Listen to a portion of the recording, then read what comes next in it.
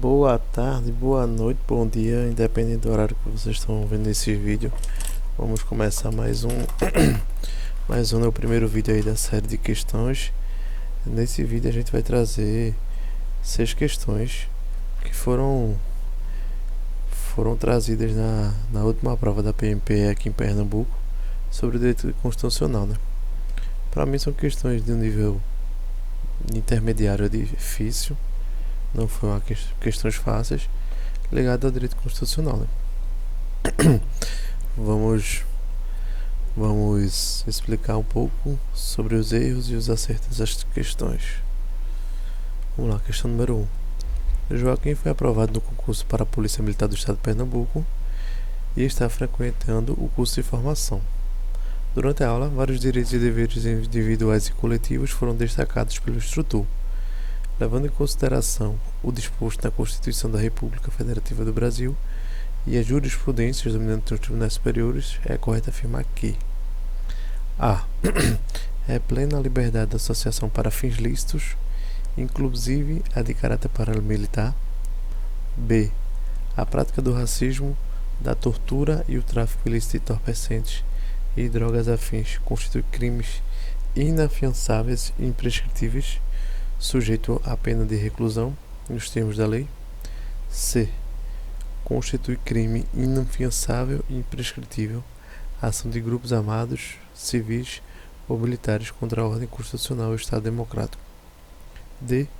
É reconhecida a instituição do júri com a organização que lidera a lei, assegurada a competência para o julgamento dos crimes para os crimes culposos contra a vida. E letra E. A Constituição da República Federativa do Brasil estendeu-se aos militares a garantia da remuneração não inferior ao salário mínimo, como fez para outras categorias de trabalhadores. Aí vocês dão uma pausa aí e respondam aí. Eu vou para a explicação aqui das questões e vamos lá. Na letra A, ele diz que é plena a liberdade de associação para fins lícitos, inclusive a de caráter paramilitar. Nessa questão aqui a gente tem um erro que podemos encontrar aqui, ó, que no artigo, salvo engano, é 10, 14, não estou lembrado quanto é esse aqui, né? Mas diz que é plena a liberdade de associação para fins lícitos, vedada de caráter paramilitar. No texto da questão ela diz, inclusive a de caráter paramilitar, né? Então a gente aqui, o erro é aqui, ó. Na letra B, que é a prática de racismo, da tortura e o tráfico de entorpecentes e drogas afins, constitui crime inafiançáveis e imprescritíveis, sujeito à pena de reclusão nos termos da lei. O que podemos ver aqui é uma pegadinha clássica de concurso, né? Que é associar o racismo, a tortura e o tráfico como crimes imprescritíveis e inafiançáveis. Mas o erro, como aqui está dizendo na letra B, é dizer que tortura e tráfico ilícito de entorpecentes são imprescritíveis. E na verdade, o racismo é um crime inafiançável e imprescritível. E a tortura e o tráfico não são imprescritíveis, ou seja, só o racismo que é imprescritível e inafiançável. É um quebra-cabeça bem chatinho de resolver, né? Um resumo aqui do erro, a gente diz que a questão afirma e generaliza a imprescritibilidade, quando apenas o crime de racismo é imprescritível. Tortura e tráfico prescrevem, embora sejam crimes graves, ou sejam a decorrer do período do tempo que fica o crime parado, né, entre aspas, a tortura e o tráfico eles vão prescrever. Na questão C, a questão pede a correta, né? Na questão C, diz que constitui crime inafiançável e imprescritível a ação de grupos armados, civis ou militares contra a ordem constitucional e Estado democrático. E essa é a nossa questão certa, né? A banca atribuiu como certa e a gente confirma, né? Que diz lá no inciso, se eu não me engano, porque não vem a memória agora quanto é, mas diz que, de acordo com a Constituição, né? Constitui crime inafiançável e imprescritível a ação de grupos armados, civis ou militares contra a ordem constitucional e Estado democrático. É basicamente a letra de lei, né? Questões com bancas com ACP e GEDUC temos a fumar, que são questões bem literais, né? Uma hora ou outra elas cobram um pouco de como é que é, meu Deus? De jurisprudência, mas na verdade são aquelas trocas de palavras que acaba fazendo o candidato errar, né? E basicamente a letra C é Ctrl+C e Ctrl+V da Constituição. Na letra D, ela diz que é reconhecida a instituição do júri como organização que lidera a lei assegurada a competência para os julgamentos dos crimes culposos contra a vida. Essa daqui é bem clássica de concurso, que diz que quando que atribui a constituição do júri para os crimes culposos, quando na verdade é os crimes dolosos contra a vida, né? Crime de homicídio, crime de feminicídio, e entre outros. Lembrando que o crime de latrocínio é um crime contra o patrimônio, não se aplica ao tribunal do júri. E basicamente é essa. E a letra E, que diz que a Constituição da República Federativa do Brasil estendeu aos militares a garantia de remuneração não inferior ao salário mínimo, como fez para outras categorias de trabalhadores. O erro aqui é afirmar que essa garantia de remuneração não inferior ao salário mínimo, né? Que pra gente que é militares isso não é, como é que posso falar? Não é aplicável, né?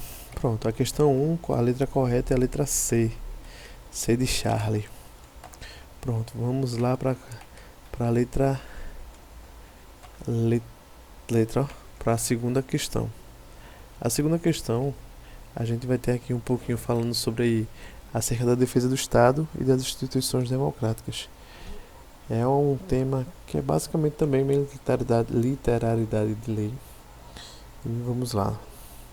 Letra A. O presidente da República, e ela quer saber a correta. É sempre importante destacar o que o comando da questão está pedindo. Por exemplo, ela está pedindo aqui a correta. Poderia estar pedindo aqui a incorreta também, né?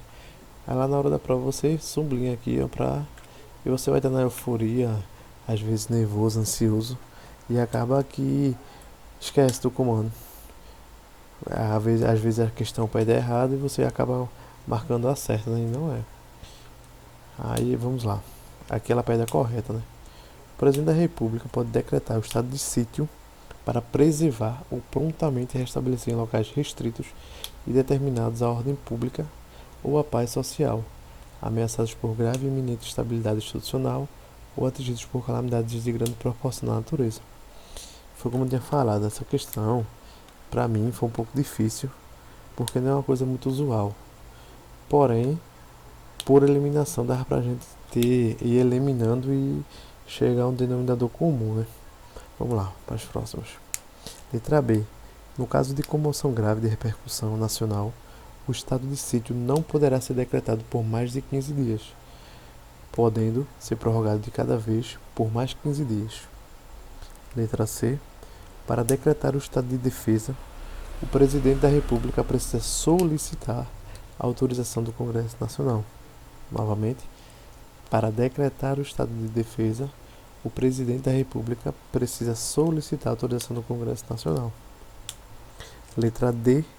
O presidente da República pode decretar o estado de defesa nos casos de declaração de estado de guerra ou resposta à agressão armada estrangeira. E letra E.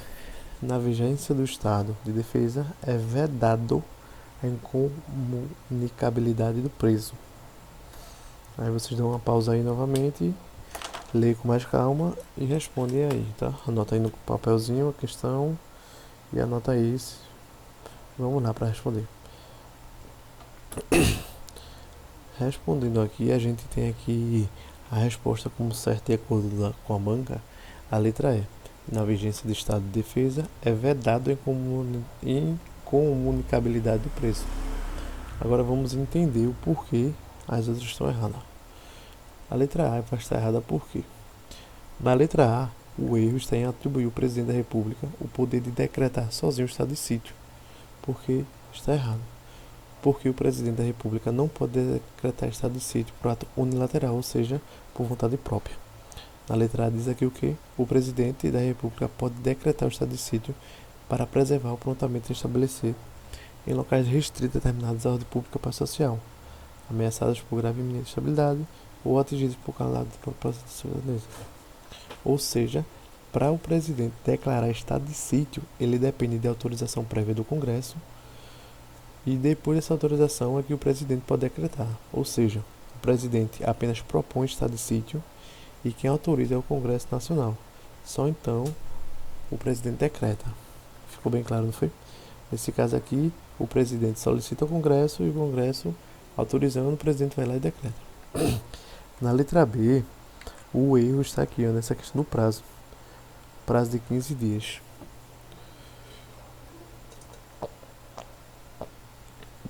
Sendo que, na verdade, o prazo aqui... Vamos lá, o erro da questão está no prazo indicado para o estado de sítio, no caso de comoção grave e repercussão nacional. Porque o prazo de 15 dias para prorrogar os mais períodos não é do estado de sítio, e sim do estado de defesa. Foi o que eu disse, uma questão aqui bem chata. Ela botou aqui estado de sítio e o prazo certo. Se trocasse aqui o estado de sítio para o estado de defesa, beleza, Brasil. A questão estava certa. Mas como é estado de sítio, né? Por isso que essa questão foi um pouco bem complicada, né? O nível de erro dela foi bem alto nessa prova, né? Vamos lá. Só falando um pouquinho do estado de sítio. O estado de sítio dura enquanto persistirem as razões que eu determinarem, no termo do decreto autorizado pelo Congresso Nacional. O estado de defesa vai ter um prazo de 30 dias, prorrogável uma vez por igual período, ou seja, 30 mais 30. Vamos lá, letra C. Para decretar o estado de defesa, o presidente da República precisa solicitar a autorização do Congresso. Não.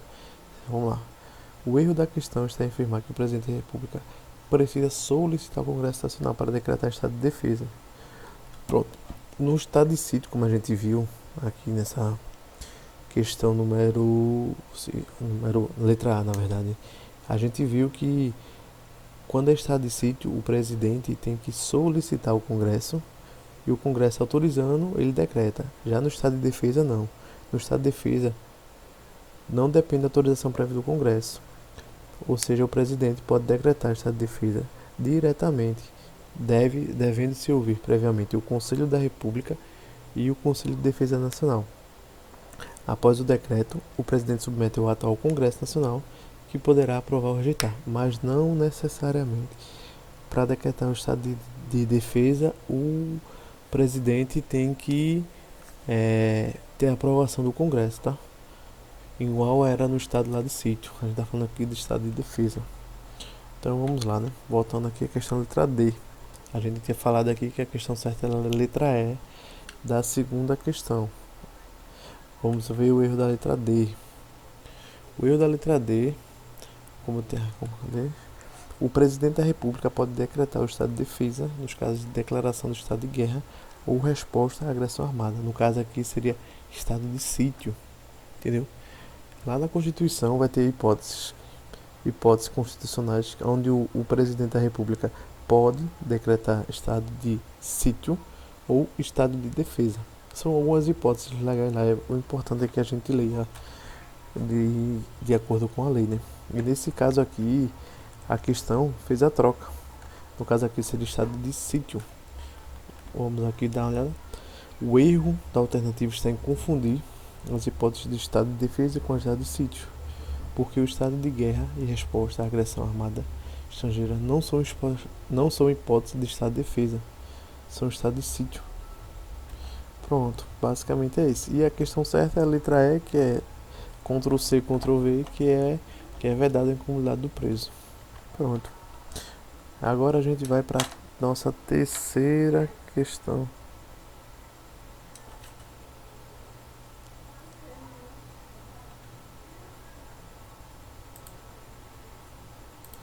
Deixa eu dar uma olhada aqui. Na terceira questão, a gente vem falando um pouco aqui sobre um pouco das operativas do artigo 144 e entre outros, né? Falando um pouquinho também sobre o direito de greve, que é um tema bem recorrente aí nas provas de concurso também, tá? Vamos lá. Na letra A diz que os membros da Polícia Militar, Corpos de Bombeiros Militares, e ele quer, só que interrompendo um pouquinho, ele quer saber a questão correta, né? A dicasinha é sempre sublinhar a correta. Vamos lá. Os membros das polícias militares, corpos de bombeiros militares e forças armadas, instituições organizadas com base na hierarquia e disciplina, são militares dos estados, do DF e dos territórios. Na letra B diz que o militar alistável é elegível, se contar mais de 10 anos de serviço, deverá se afastar da atividade. Na letra C diz que, como garantia prevista no artigo 5º, se não me engano é 58, é possível impetrar habeas corpus em relação às punições disciplinares militares. Na letra D diz que o policial militar, enquanto em serviço ativo, não pode estar afiliado a partidos políticos. Na letra E diz que o policial militar é vedado a acumulação remunerada com o cargo público de professor, ainda que haja compatibilidade horária. Esse termo vedado é só um sinônimo da palavra proibido, tá? Poderia ser assim também. Ao policial militar é proibido a acumulação remunerada com o cargo público de professor, ainda que haja compatibilidade de horário. Vocês dão um pause aí novamente, respondem e depois nos comentários aí vocês dizem quanto acertou, né? São 6 questões ao total.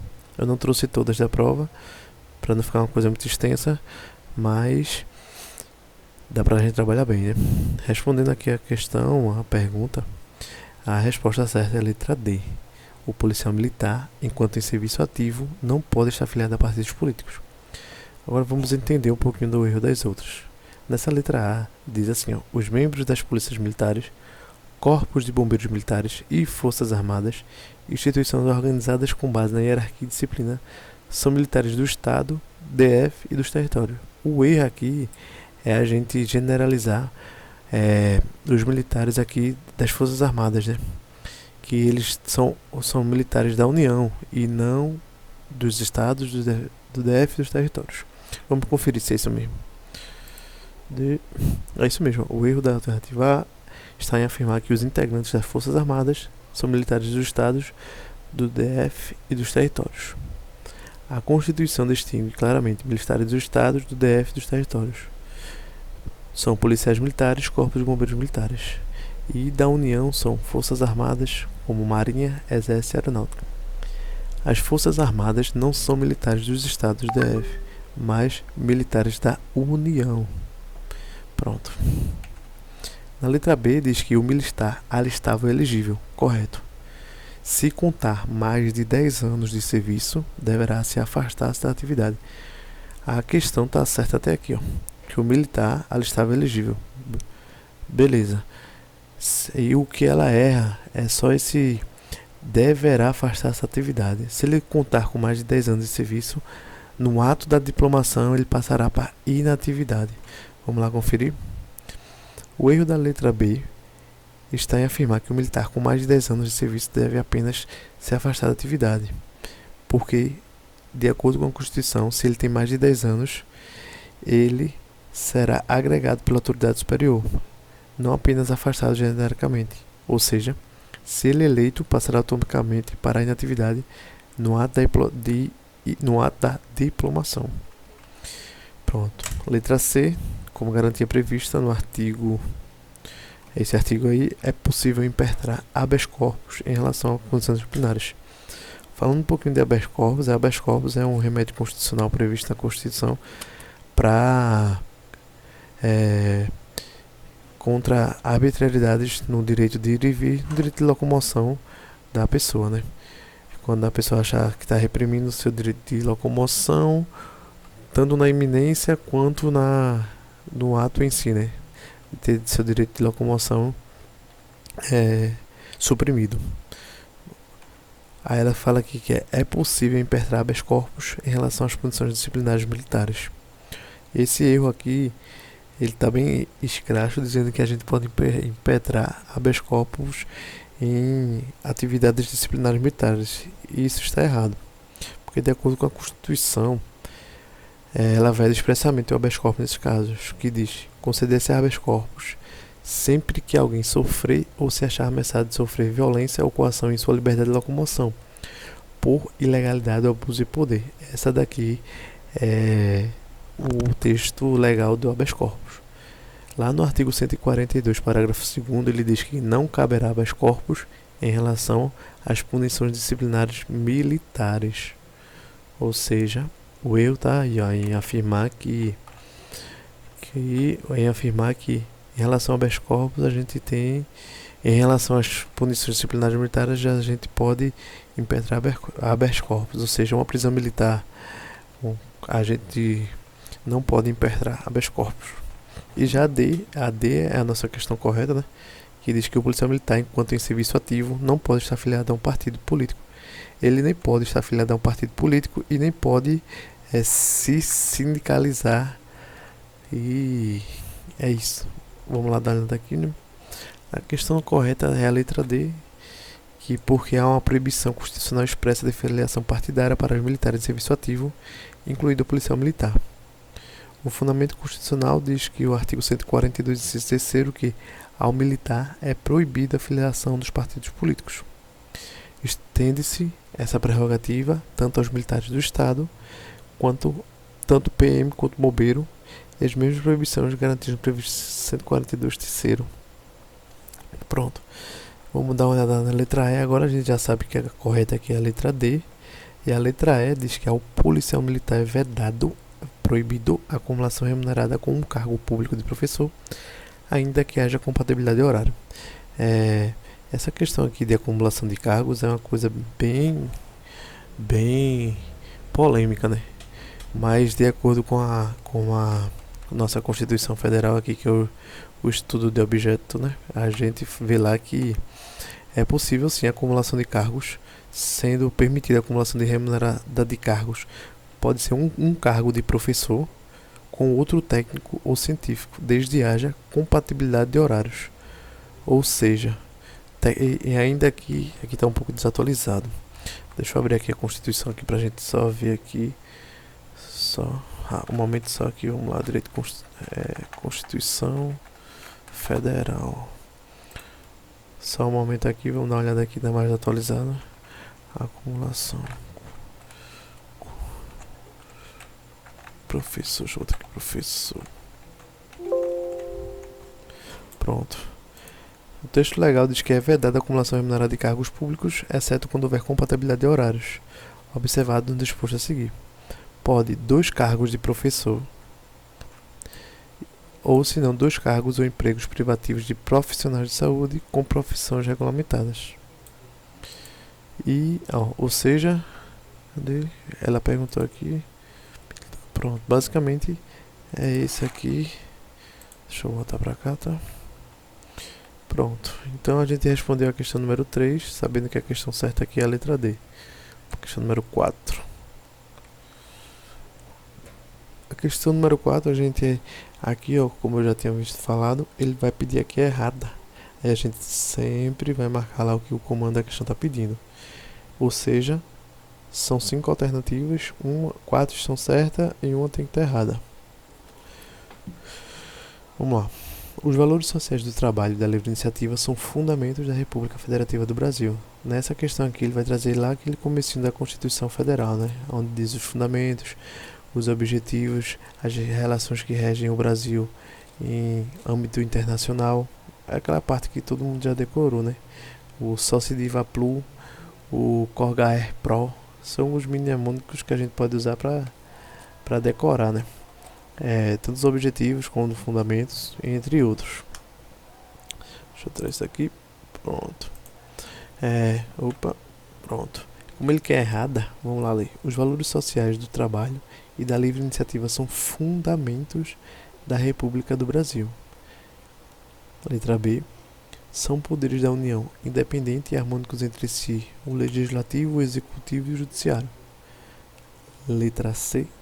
Constitui os objetivos fundamentais da República Federativa do Brasil: a autodeterminação dos povos, a cooperação entre os povos para o progresso da humanidade. Letra D. Construir uma sociedade livre, justa e solidária, bem como garantir o desenvolvimento nacional, são objetivos fundamentais da República Federativa do Brasil. A não intervenção, a igualdade entre os Estados, a defesa da paz e a solução pacífica dos conflitos são alguns dos princípios pelo quais as Repúblicas Federativas do Brasil se regem nas suas relações internacionais. Aqui ele vai pedir a questão errada, né? Aí a gente vai ter que ler um pouco com calma e lembrar lá do comecinho da Constituição.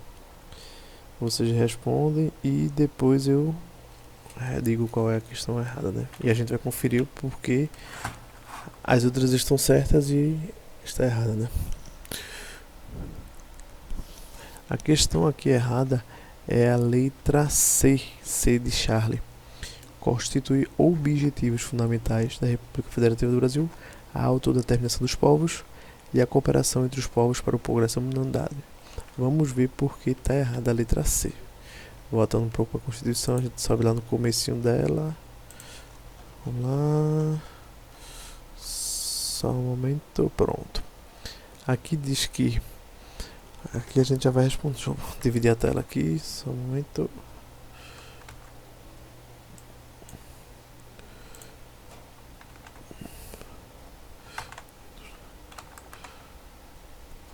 Mas dá para dividir assim? Dá. Aqui.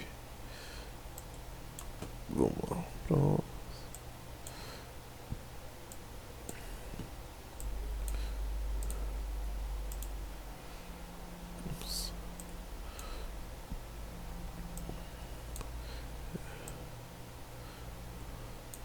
Pronto, aqui, ó.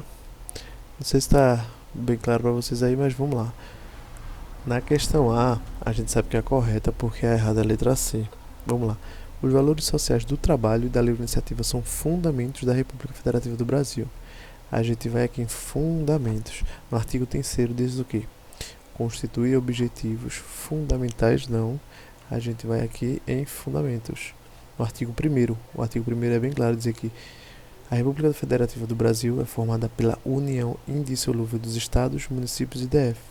Constitui-se um Estado democrático de direito e tem como fundamentos a soberania, cidadania, dignidade da pessoa humana, os valores sociais do trabalho, da livre iniciativa e o pluralismo político. É aquele mnemônico que todo mundo já sabe, né? Soci diva plu. Soberania, cidadania, dignidade da pessoa humana, valores sociais do trabalho, da livre iniciativa e pluralismo político.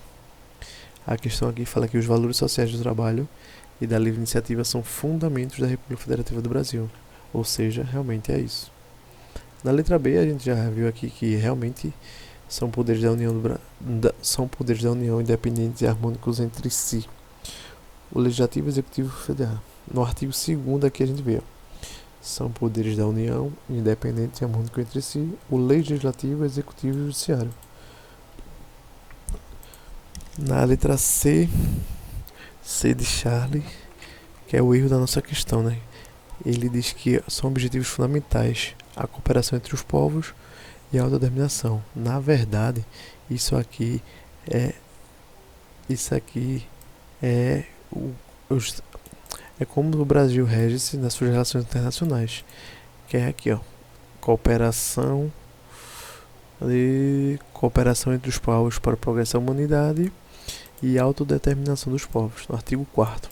Aqui ele diz que é um objetivo fundamental, e não é. Um objetivo fundamental são construir uma sociedade livre, justa e solidária, garantir o desenvolvimento nacional, erradicar a pobreza e a marginação e reduzir as desigualdades regionais, promover o bem de todos, sem preconceito de origem de raça, cor ou outras qualquer forma de discriminação. Pronto, achamos o erro aqui. Letra D. Construir uma sociedade livre, justa e solidária, bem como garantir o desenvolvimento nacional, são objetivos fundamentais, igual a gente viu aqui, ó, são objetivos fundamentais, realmente, no artigo 3º. E a não intervenção, a igualdade entre os estados, a defesa da paz, a solução pacífica dos conflitos são alguns dos princípios pelos quais as repúblicas federativas do Brasil se regem suas relações nacionais, igual a gente viu aqui no artigo 4º. Ou seja, essa questão abrange o artigo 1º da Constituição, o artigo 2º, 3º e 4º. Isso aqui cai, gente, em prova pra caramba, velho. É uma coisa besta, mas ainda tem gente que erra. É só questão de decoração, de decoreba mesmo, né? Ok, vamos voltar lá para o nosso curso. Não.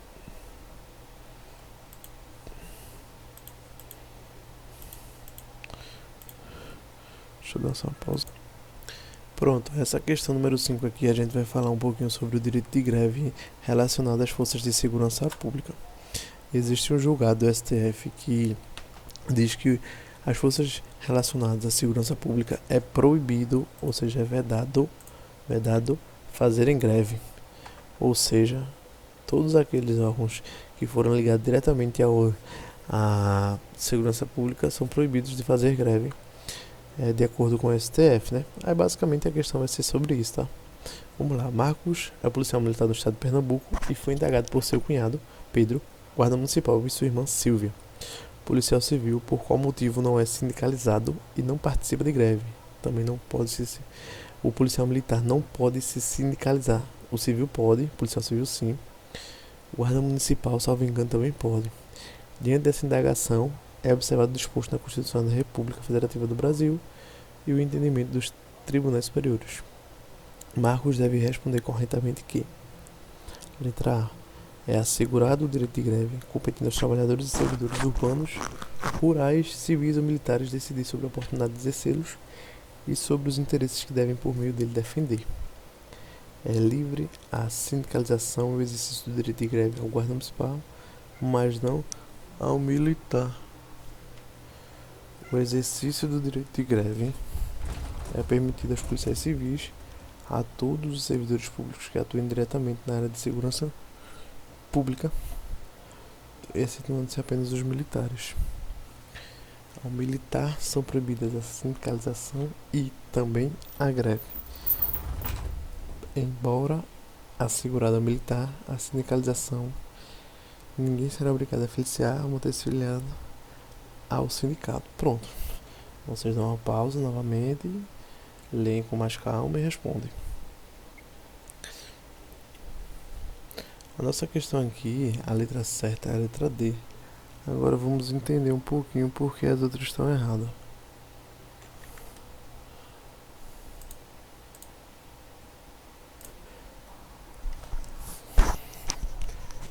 Na letra A, o erro da questão é aqui, onde a gente podia ver, igual eu tinha falado antes, que os militares, os servidores militares, podem fazer greve. Na verdade, eles não podem, por realmente ser julgado de acordo com os tribunais superiores, né? Vamos aqui dar uma olhada. O erro da alternativa é porque inclui os militares como titulares de direito de greve, o que é vedado pela Constituição. Cadê? Lá no artigo 142, inciso 3º da Constituição, diz que ao militar são proibidos tanto a sindicalização quanto a greve. Essa vedação se estende aos policiais militares e bombeiros militares. A letra B diz que é livre a sindicalização e o exercício do direito de greve ao guarda municipal, mas não ao militar. Novamente a gente retorna lá para aquele pensamento, né? Entendeu? Falando aqui sobre a literalidade do texto, ela diz que aqui o que é livre, o que faz estar errado essa questão aqui é o termo livre. É livre a sindicalização e o exercício do direito de greve ao guarda municipal, mas não ao militar. A afirmativa está errada porque afirma que o exercício do direito de greve do guarda municipal é livre, o que corresponde ao texto constitucional. Ou seja, são servidores públicos civis. Sindicalização é permitida, o direito de greve será exercido nos termos e nos limites definidos em lei específica. Ou seja, o servidor público civil tem direito de greve, mas não de forma irrestrita. Ou seja, tem que haver uma lei, né? Livre, né? De bula. Questão C. O exercício do direito à greve é permitido aos policiais civis e a todos os servidores públicos que atuam diretamente na área de segurança, excetuando-se apenas aos militares. Não. Deixa eu só ver se eu acho julgado aqui. Só um momento. Julgado. Onde diz que militar. Não, o profissional de segurança. Diz que o profissional de segurança pública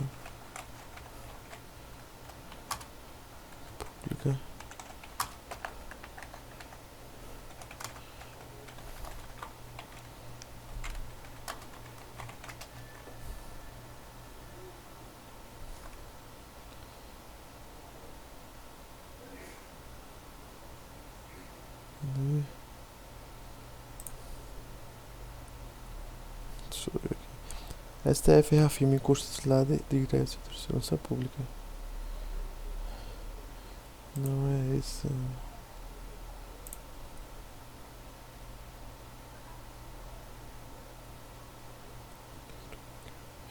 De acordo com a tese fixada, a prevalência do interesse público e social na manutenção de segurança interna, da ordem pública e da paz sobre o interesse individual de determinada categoria de servidores públicos. Impossibilidade absoluta do exercício do direito à greve às carreiras policiais. Os movimentos paradistas de profissionais ligados diretamente à área de segurança pública, a quais inclui, no caso, a vertente lockdown semanal do estado de greve da operação padrão, entrega coletiva de cargos por risco de segurança individual. Basicamente é o que diz isso, né? Ela vê aqui que também engloba policiais civis e servidores da segurança pública do estado da Bahia, né? Aí, basicamente é isso, né? Vamos lá. Pronto. E a letra D diz que a militar são proibidas a sindicalização e também a greve, né? Foi como a gente já tinha visto, que o militar ele é proibido tanto de sindicalizar quanto também a greve. Cadê? Vamos lá, a letra D. E a letra E, cadê? Embora assegurados ao militar a sindicalização, não pode se sindicalizar o militar. Nem se sindicalizar e nem também a greve. Questão agora número 6 para a gente fechar. Aqui a gente vai falar sobre um pouquinho sobre os remédios constitucionais previstos na nossa Constituição Federal. Os remédios constitucionais são algumas garantias que a própria Constituição impõe ao indivíduo como uma forma de garantir certos direitos. Nos direitos, no mandado de segurança, ela vai garantir um direito líquido certo do servidor. No mandado de injunção, a gente vai ter um pouquinho falando sobre quando houver uma falta de uma norma ou uma omissão legislativa. Na ação popular, a gente tem falando sobre um pouquinho sobre abusos do poder público relacionados ao meio ambiente, salvo engano. Habeas datas é para a gente fazer uma ratificação de algum dado em bancos de dados ou órgãos públicos que não estão de acordo com alguma coisa que vai encontrar algum dado errado, na verdade. Vamos lá ler a questão diante dessas informações, né? Diante da omissão, a gente tem que sempre pegar as palavras-chave das questões, né? Às vezes ela vem bem escrachadas assim, né? Vamos lá.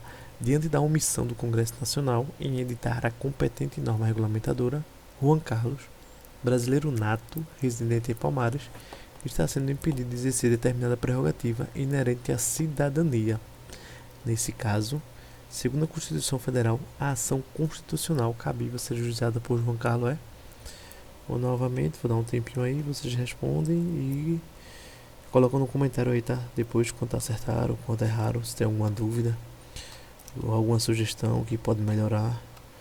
Vamos lá. Mandado de segurança, mandado de injunção, ação popular e habeas data. A questão aqui ela fala de uma omissão do Congresso Nacional, ou seja, uma omissão legislativa, né? A gente vai ter como resposta aqui a letra B. Vamos ver um pouquinho na Constituição como fala sobre os remédios constitucionais. Deixa eu abrir aqui novamente a Constituição para a gente ver aqui sobre os remédios constitucionais. Mandado de injunção. Deixa eu achar aqui. Falando sobre um pouquinho sobre o mandado de segurança. Conceder-se-á mandado de segurança para a proteção do direito líquido e certo, não operados por habeas corpus ou habeas data, quando o responsável pela ilegalidade ou abuso de poder for autoridade pública ou agente de pessoa jurídica e exercício de atribuições de poder público. Um exemplo de mandado de segurança que a gente pode ter é alguma cláusula de concurso público. A gente, vamos supor, eu passei em todas as fases do concurso público, porém foi nomeado um certo número de pessoas. Não, vamos a outro termo aqui. Pronto. Eu passei no concurso em todas as fases, mas no TAF eu fui prejudicado de alguma forma. No teste físico, na aptidão física, eu fui prejudicado de alguma forma por causa de um avaliador. Eu entro com mandado de segurança contra a banca e retorno para o concurso até essa causa ser avaliada pelo juiz, né? Basicamente é isso, se eu não me engano. A gente vai ter aqui o mandado de injunção, né? Que é a nossa resposta, né? Conceder-se-á mandado de injunção sempre que a falta de norma regulamentadora torna inviável o exercício de direitos e liberdades constitucionais e das prerrogativas inerentes à nacionalidade, soberania e cidadania. Na ação popular, deixa eu achar aqui, ação popular.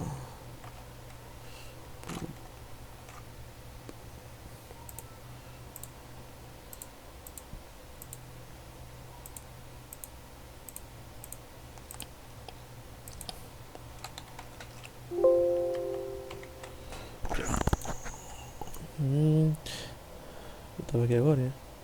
Sim, vamos lá, falando um pouco da ação popular. Opa, acho que eu desci muito. Direção popular. Qualquer cidadão é parte legítima para a população popular que vise. O objetivo da ação popular é anular o ato lesivo ao patrimônio público ou à entidade que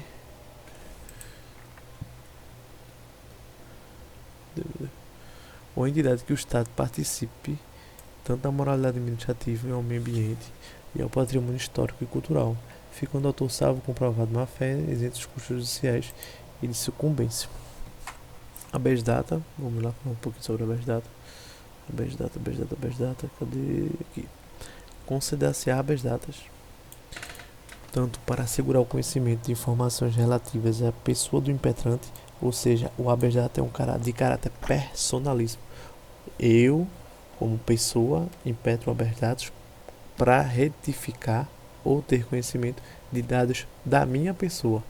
Eu não posso impetrar um habeas datas para conhecer dados de outras pessoas, pelo fato de ter caráter personalíssimo, constante em registros ou bancos de dados ou entidades de caráter público.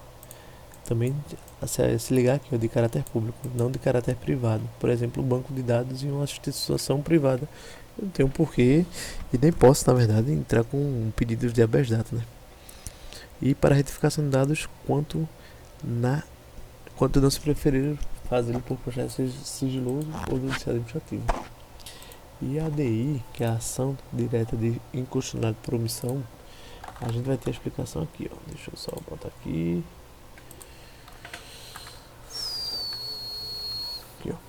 A ação direta de inconstitucionalidade por omissão é a ação de controle concentrado que só pode ser proposta por legitimado artigo 103, presidente, procurador-geral da República e partidos. Não pode ser ajuizadas por um cidadão comum.